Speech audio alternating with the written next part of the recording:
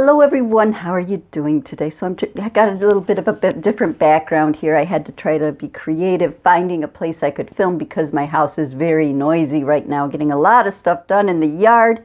And maybe once all that is all done, I'll have a video to post for you on some changes in my yard that I'm so excited about. Anyway, that's not what this video is about. So what is this video about? It's about a process that I learned called STOP. And so in this video, I'm describing to you a very simple technique you can do anytime just by memorizing the acronym STOP. You can do this whenever you're feeling distressed. You can do this to help create space around whatever's going on around you so that you can have time to observe and then tame your feelings. It gives you a time to regroup and find a way to act rather than react. Last week's video, I went through the 5-step process for when you're being triggered and gave you a tool in your toolbox of that meditation that I did 2 weeks ago and again last week of the 3-minute little meditation you can do to choose your emotion. And I will link that up in the corner here in case you want to go check that out. It's a very good short meditation. I'll link to the short version of that where I just do that one meditation for you guys. And this is another technique you can use. If you don't want to use the meditation to choose your emotion, then you can use the STOP method. So different people work different ways. I want to put all these different tools out there for people. So hi, if you don't know me, my name is KuanYin. I'm here uploading for you guys 3 times a week right now. And Mondays I tap into my intuition and pull a card for you and see what message the universe wants to put out there. And Wednesdays is a video like this where I go in depth on a topic of my choice, usually self-help, development type issue thing, whatever. And Fridays I do things a little bit differently, and it's a wild card Friday, fun Friday. I do anything that I want to pull out of my hat. Fridays is just my fun day where I do whatever I want. So, getting into the video. When should you practice STOP, and what is it? What kind of situation is it good for? The STOP practice can help you when you're feeling distress, overwhelmed, when you need a moment to regroup yourself before you respond to something. So it's good for when you're being hit with something emotional out of the blue and you get knocked off guard and perhaps you don't know how to respond, or you feel you might react off the cuff and respond with a poor decision or more of a knee-jerk reaction than what would be in the best interest for you and everyone else.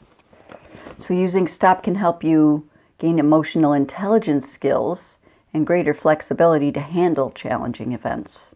It's especially useful to help you work through intense feelings, to be able to temporarily set them aside to get through an event and then pick those feelings back up later to process.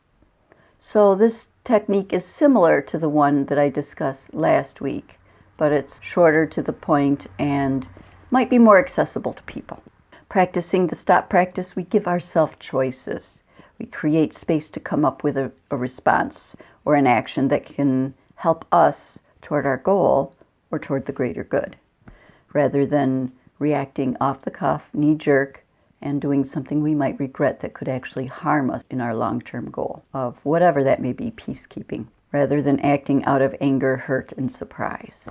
With practice, we can learn to look at the situation from a place of being the neutral observer, to be able to see all sides of an issue without reactive judgment. After practicing STOP, we can then reflect on the incident, process through the emotions that it brought up, and continue our emotional growth even more.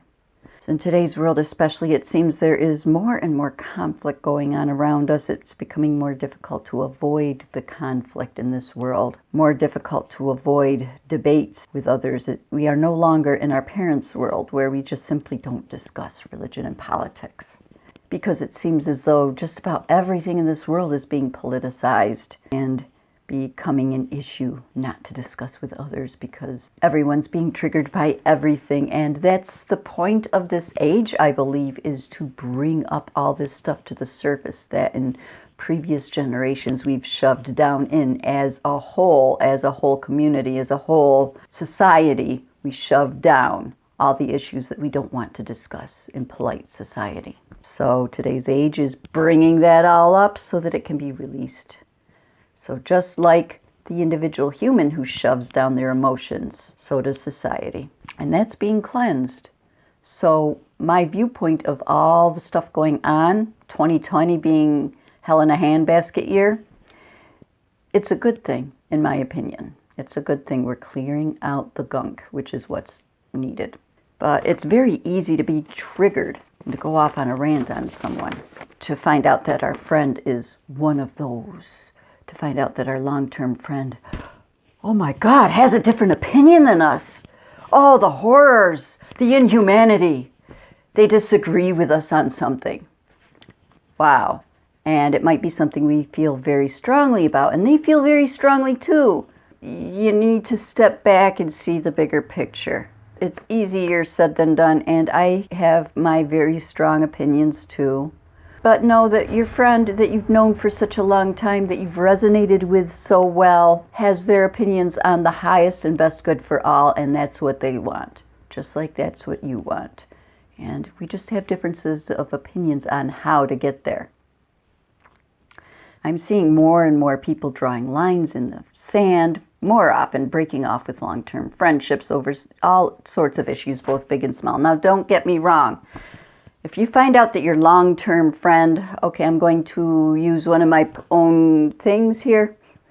If you find out your long-term friend deep down is a bigot or a misogynist, there's some things that, yes, you should draw the lines in the sand with and kindly and gently wish them well, and they drift away from your life because you no longer resonate with that or with that type of energy.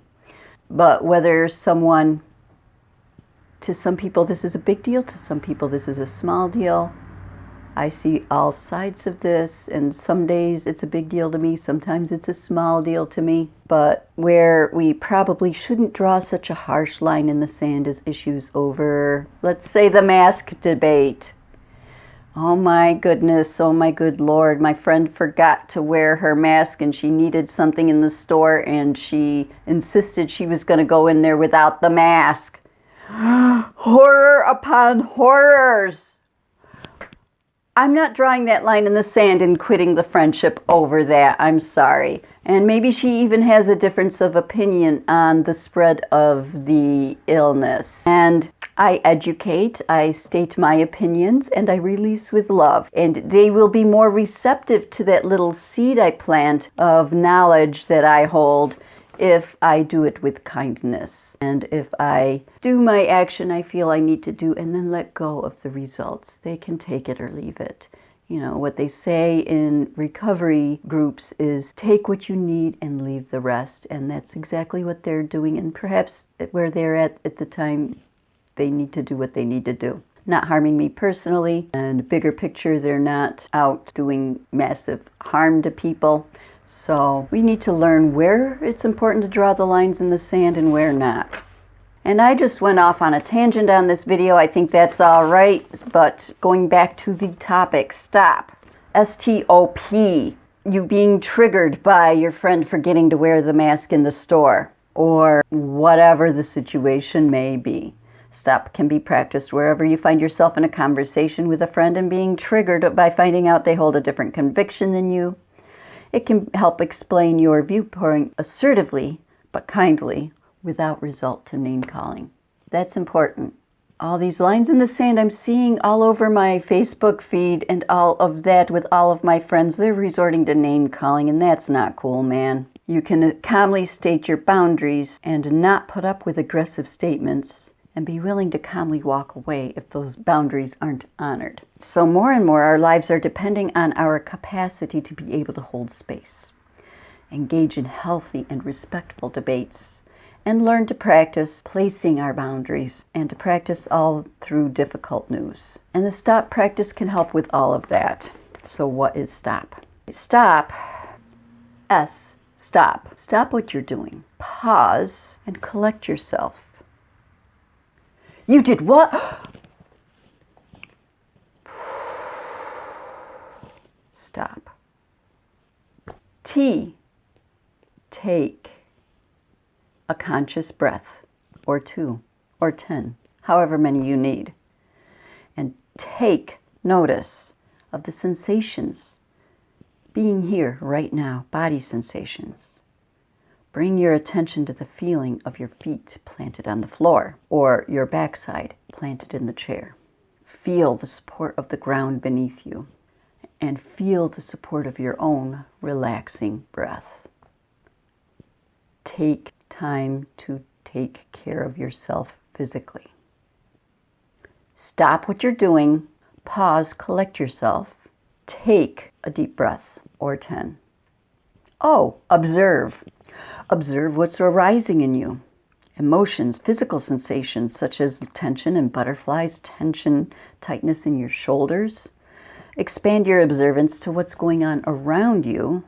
Observe that you can be in the circumstance without being ruled by it. Offer yourself compassion. Open yourself to choices you have for constructive outcome rather than a destructive one. P, proceed with intention. P, proceed. P, proceed, take action with intention. Go back in your mind to your goal. What is my goal in this outcome? My goal in this outcome is for a peaceful resolution. My goal in this outcome is perhaps to educate someone without turning them off to my message. And I can't do that from a place of anger and name-calling and knee-jerk reactions. So I proceed with actions with intent. I take my next actions from a place of strength, from a place of wisdom, from a place of presence. So that is stop in a nutshell. Stop what you're doing. Take a breath to get centered into yourself.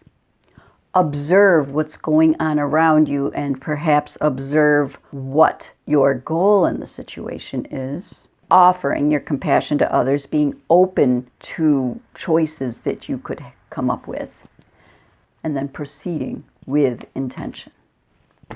All right, so I hope this has helped you out. If it has, please give me a thumbs up. Please consider subscribing to my channel, all of that. Let me know in the comments down below what you think of the STOP process, if you've heard it before, if you've put it into action before, all of that. So this is my take on the STOP process and ways that it could help you out. And all of that being said, I love you guys so very much. I hope you have an amazing and wonderful day. And I will see you in my next video. Namaste.